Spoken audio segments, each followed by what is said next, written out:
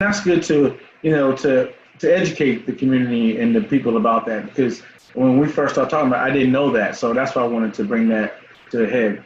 And and that kind of segues into my other questions about the park and conservancy different from the Lowline. Talk about the people in the energy behind the Lowline. Like whose efforts and ideas is making this thing turn a little bit. So we're a board of 14. It's really been slow steps along the way. We've had 2 founders. That's Mike Messner of the Speedwell Foundation and Tom Bradford. They're 2 bicycle enthusiasts that actually saw the space, were riding their bikes and saw the trail and kind of had, around the country, the Rails to Trails program has kind of spurred in other cities. Right. Mike also is from New York, so he knew what the High Line has done for the New York City community. So it kind of got their wheels turning, and then they relied differently on different community partners. So there's the Historic Charleston Foundation, Winslow Hasty's involved, the Charleston Parks Conservancy's recent executive director, Harry Lassane.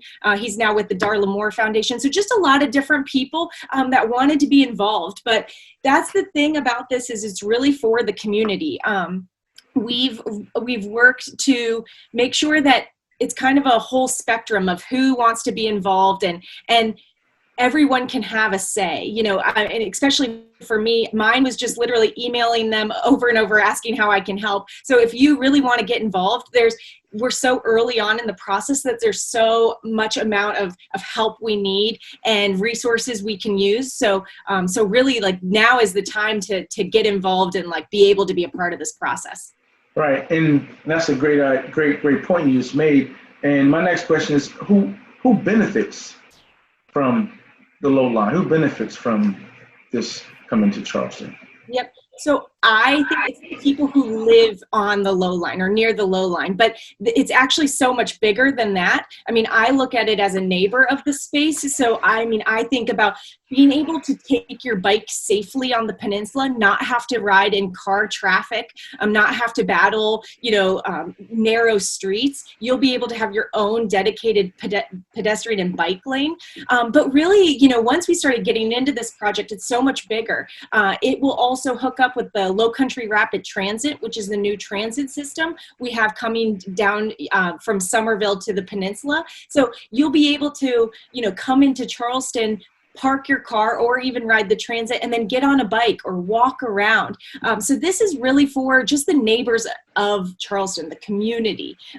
There's also going to be lots of different types of recreation on here. So I think that's a really great opportunity. So you'll be able to come and meet your friends and maybe watch a concert on an amphitheater, or play basketball on a basketball court, skate at the skate park. So I really think it's a space for our community members, not just for tourism. I don't want everyone to think that this is just another tourism thing. This is really for the community. So we want to make sure that everyone's heard in that process.